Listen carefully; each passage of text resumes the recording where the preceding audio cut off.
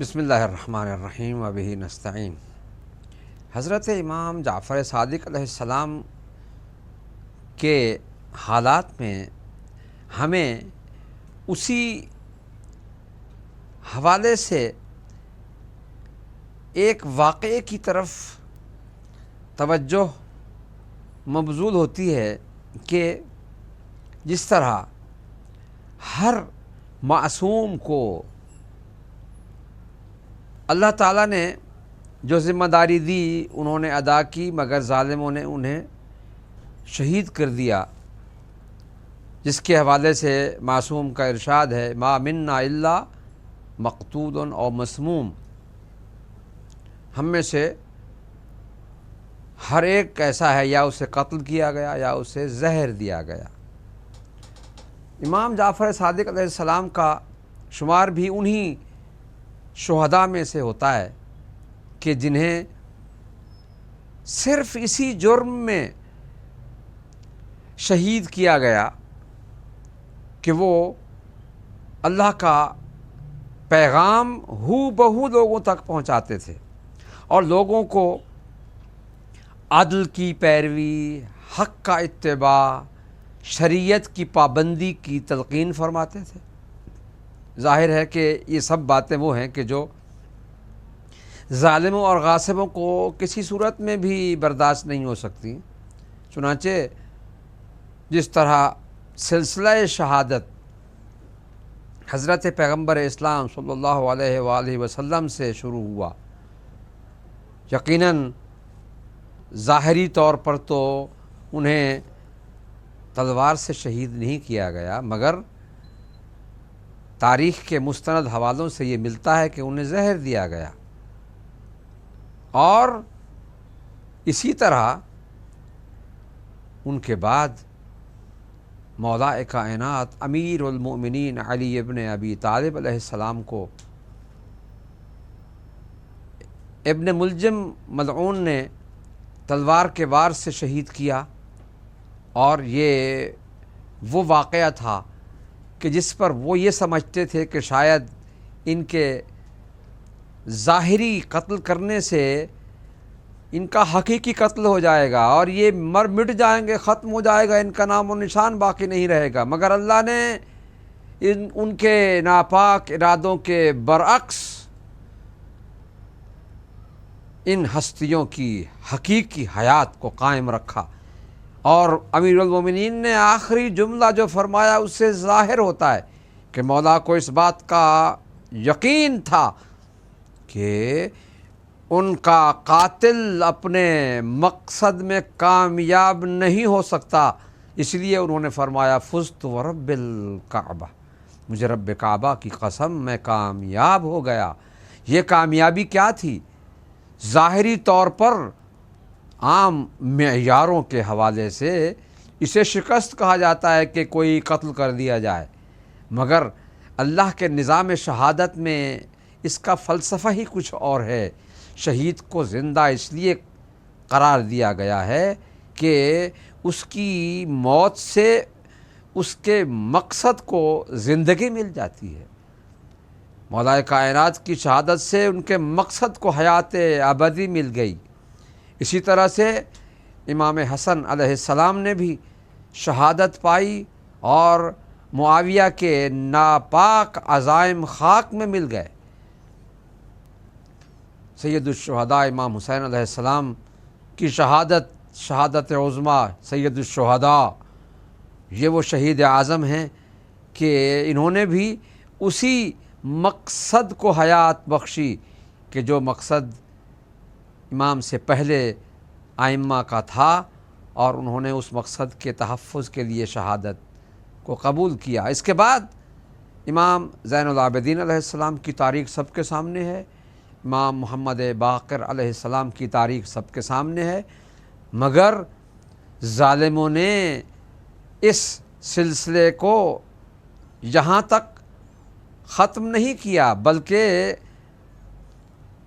11ویں معصوم تک یہ سلسلہ جاری رہا، اور امام جعفر صادق علیہ السلام کے زمانے میں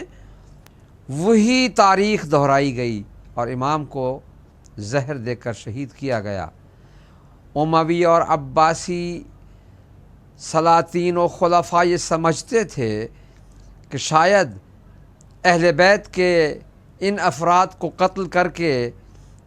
ان کے مقاصد کی راہ میں رکاوٹیں ڈال دیں گے، لوگ جب انہیں پائیں گے ہی نہیں، ان کو یاد ہی نہیں کریں گے،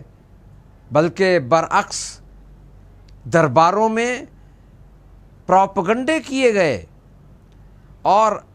درباری ملاؤں اور مفتیوں کے ذریعے فتوے جاری کروائے گئے۔ مگر تاریخ اس حقیقت کی گواہ ہے کہ ان کے سب کام برعکس نتیجہ دے کر گئے۔ آج ان کا نام تاریخ میں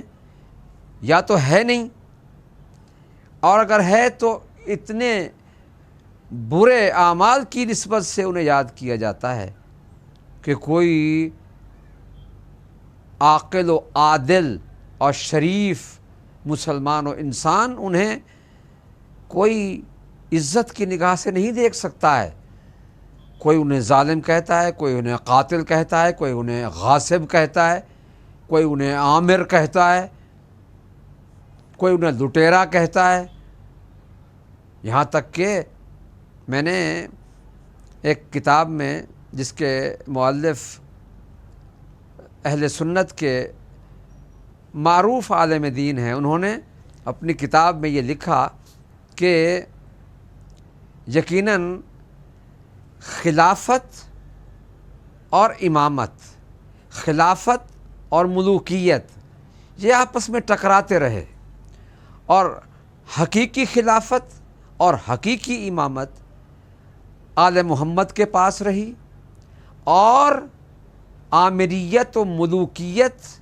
اموی اور عباسی خلفاء کے پاس رہی۔ لہٰذا میں نے ایک ان کے معروف دانشور، جس کا میں نام لینا بھی مناسب نہیں سمجھتا ہوں کہ وہ اس حد تک ناانصاف شخص ہے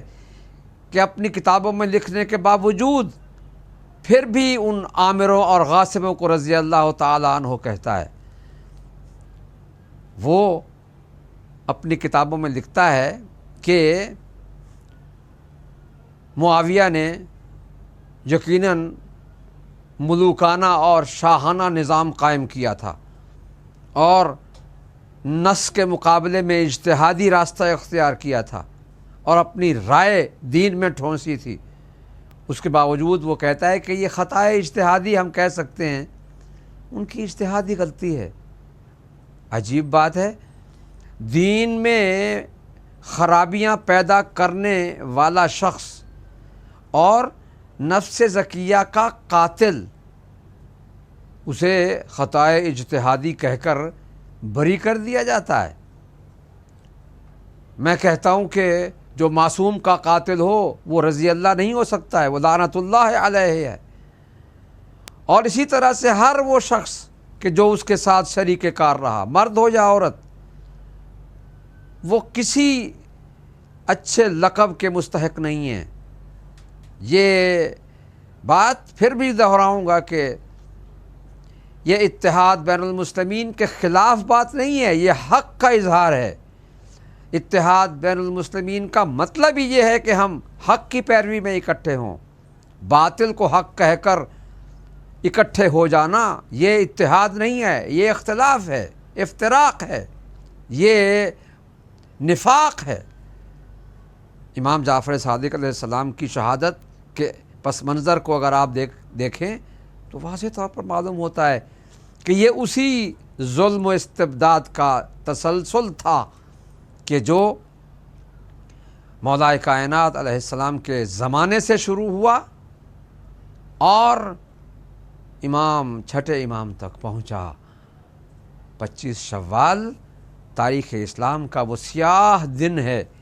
کہ جب اس معلم دین کو، اس معلم اخلاق کو، اس محافظ شریعت کو قتل کیا گیا، جس نے اپنی صداقت شعاری کے ساتھ، جس نے اپنی حق بیانی کے ساتھ اللہ کے دین کو لوگوں تک پہنچایا، جس نے شریعت محمدیہ کا دفاع کیا، کیا اس کا قتل بھی معاف کیا جا سکتا ہے اور اس کے قاتلوں کو خلیفہ رسول یا خلیفۃ اللہ کہا جا سکتا ہے۔ مجھے ان تاریخ نویسوں پر حیرت ہے کہ جو آج بھی امام جعفر صادق علیہ السلام کے قاتلوں کو رضی اللہ تعالی عنہ یا عنہم لکھتے ہیں۔ کیا انسان کا قاتل ہو، مومن کسی ایسی صورت میں قتل کیا جائے کہ جو ناحق صورت ہو، کیا پھر بھی قاتل کو ہم اچھے نام سے یاد کریں گے؟ ہرگز ایسا نہیں ہو سکتا۔ میں 25 شوال کی مناسبت سے امام حسین علیہ السلام ٹی وی کے توسط سے تمام اہل اسلام کو تعزیت پیش کرتا ہوں اور ان سے یہ کہتا ہوں کہ اس دن کی یاد منائیں۔ اور یہ یاد منانا رسم و رواج نہیں ہے، بلکہ مظلوم اور مقتول اور شہید سے عہد بیعت کی تجدید عملی ہے۔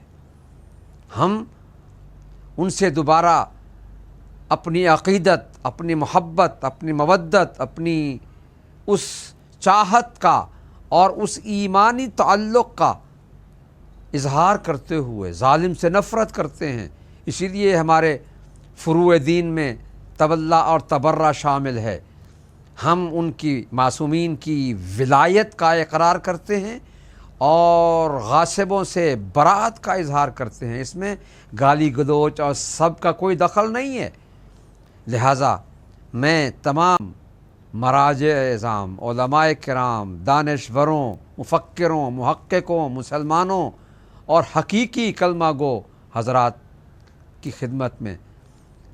تسلیت و تعزیت پیش کرتے ہوئے امام جعفر صادق علیہ السلام کی شہادت کے موقع پر ان کی خدمت میں یہ عرض کرتے ہیں، اے امام، آپ نے ہمیں جو معارف و حقائق تعلیم دیے، ہم ان پر اللہ کا شکر ادا کرتے ہیں کہ اللہ نے آپ کے ذریعے ہمیں اصول انسانیت بتائے، اور ہم انشاءاللہ تا ظہور حضرت حجت سلام اللہ علیہ ان احکام پر عمل کرنے کی کوشش کریں گے، اور اللہ سے دعا کرتے ہیں کہ وہ ہمیں آپ کے بتائے ہوئے راستے پر صحیح معنی میں عمل کرنے کی توفیق عطا فرمائے۔ والسلام علیکم ورحمۃ اللہ وبرکاتہ۔